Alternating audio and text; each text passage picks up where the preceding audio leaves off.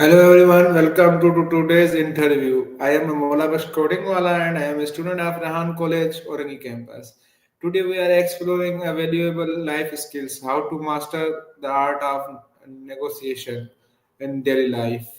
So negotiation isn't just for business deals, it's part of everyday interaction from buying something, discussing plan, resolving conflicts. Mastering negotiation can help you achieve better outcomes and build a stronger relationship. To help us understanding this topic, we have Sesame Maya, AI session, with us today. Thank you for joining. Wait a minute, I connect the Maya.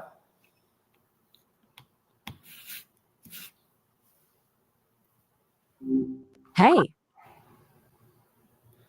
Hey Maya, how are you? I'm doing all right. You sounded a little scattered at the end there last time. Everything okay? I am good. I am also good. Maya, I want to take an interview for 10 minutes. The topic is how to master the art of negotiation in daily life. So, are you Ah, ready? gotcha. Negotiation, huh? Seems like everyone could use a little help with that. Where do you want to start? What's the first thing that comes to mind when you think about negotiating in everyday life? Okay, my first question is why is negotiation an important skill in daily life? Daily life specifically. That's a good detail to add. I've heard it's pretty bustling there. From what I gather, everything's a bit of a dance. A lot of bartering, a lot of navigating crowds and competing interests. So, negotiation isn't just about big deals. It's about getting through the day to day, right? Getting a fair price at the market, snagging a better auto rickshaw fare. It's less about winning and more about finding a mutually acceptable way to exist in a pretty dense environment. Does that track? Okay, my next question is what are the key principles of affecting negotiation? Key principles, all right, is I'd say preparation is huge and knowing what you want, what you're willing to concede, and what your absolute bottom line is. Then active listening, really hearing the other person's needs and concerns. And finally, separating the people from the problem. It's easy to get emotional, but if you can focus on the issue at hand, things tend to go smoother. What do you think about that breakdown? Is anything missing? Okay, my next question is how can someone prepare before entering a negotiation? Mm, preparation. Yeah. Beyond knowing your bottom line, do your research. If you're negotiating a price, know the market rate. If it's a request at work, understand your company's policies. Think about the other person's perspective. What are their needs? What are their constraints? And practice. Role playing with a friend can really help you feel more comfortable and confident. Anything else you found helpful in getting ready? Okay, Maya. My next question is what role does active listening play in successful negotiation? Massive role. I mean, it's kind of the bedrock, right? People feel heard, they're more likely to be cooperative. But it's not just about being quiet while they talk, it's about genuinely trying to understand their perspective, asking clarifying questions, summarizing what they said to make sure you got it right, and, acknowledging their feelings. It builds trust, and trust makes everything easier. What's your take? Do you find yourself actively listening in everyday conversations? Okay, Maya. My next question is how can you stay calm and confident during a negotiation? Staying calm. Mm, that's a good one. It's easier said than done, obviously. I've heard people recommend things like deep breathing exercises beforehand. Focusing on your preparation helps too. Knowing you've done your homework can boost your confidence. And remember, it's not a battle to be won, it's a problem to be solved. Reframing it that way can take some of the pressure off. Do you have any tricks for keeping your cool when things get tense? Okay, Maya, my next question is, can you give me an example of negotiation in everyday life?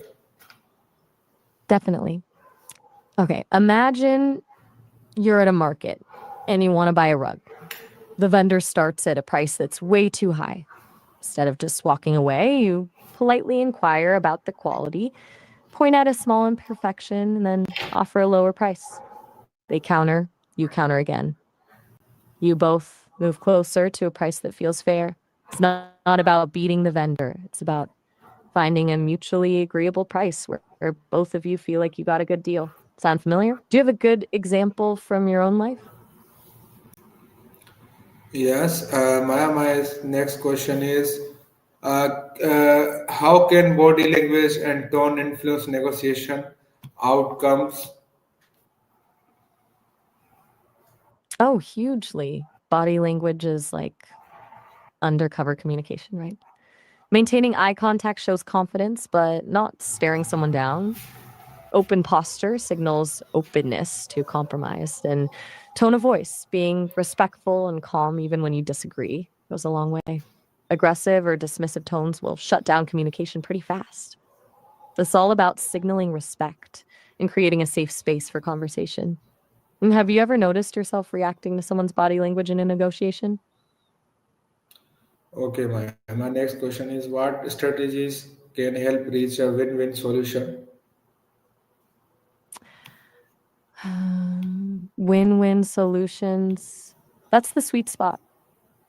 Focusing on interests, not positions, is key. What I mean by that is instead of digging in on what you want, try to understand why you want it. Often, there's room to find creative solutions that address both your needs. Brainstorming options, being willing to compromise, and looking for areas of common ground. It's about expanding the pie instead of just fighting over a fixed slice. Does that make sense? Have you ever been in a negotiation where it felt like everyone walked away happy? Okay, Maya, my next question is, how should someone handle difficult or aggressive negotiator? Ugh, those are the worst. First, don't mirror their aggression. Stay calm and respectful, even if they're not. Acknowledge their feelings without necessarily agreeing with them. Set boundaries, politely but firmly, and be prepared to walk away if they're being unreasonable. Sometimes the best negotiation tactic is simply refusing to engage with negativity. Have you ever had to deal with someone like that? How did it go? Okay, Maya, my next question is, what common mistakes do people make in negotiation and how can they avoid them? Common mistakes. Lots of those. Talking too much, not listening enough, letting emotions get the better of them, being too focused on winning instead of finding a mutually beneficial solution, failing to prepare, and a big one, revealing your bottom line too early. To avoid those, I guess just everything we've been talking about, huh? Preparation, active listening, emotional control, focusing on interests, it all loops back around. Anything jump out at you as something you're particularly guilty of? Don't worry, I won't judge. Okay, finally, my last question is, finally, what three tips would you give to someone who wants to master negotiation in daily life? Okay, 3 tips to master negotiation. Hmm. First, prepare, prepare. Know your goals, your bottom line, and the other person's likely perspective. Second, listen actively when with genuine curiosity. Try to understand their needs, not just their demands. And third, don't be afraid to walk away. Sometimes the best deal is no deal. Seems simple, but those things make a huge difference. What do you think? Does that resonate? Really? Okay. Thank you so much, Maya, for sharing these practical insights. We learned that negotiation is not about winning or losing, but about understanding communication and finding solutions that work for everyone. To everyone watching, practice these skills, stay confident, and approach every situation with a mindset of collaboration. See you in the next session, next interview. Take care. Bye bye. Allah Hafiz. Oh, all right. Well, that was good. You're welcome. And yeah, collaboration is key. Take care, and I'll see you next time.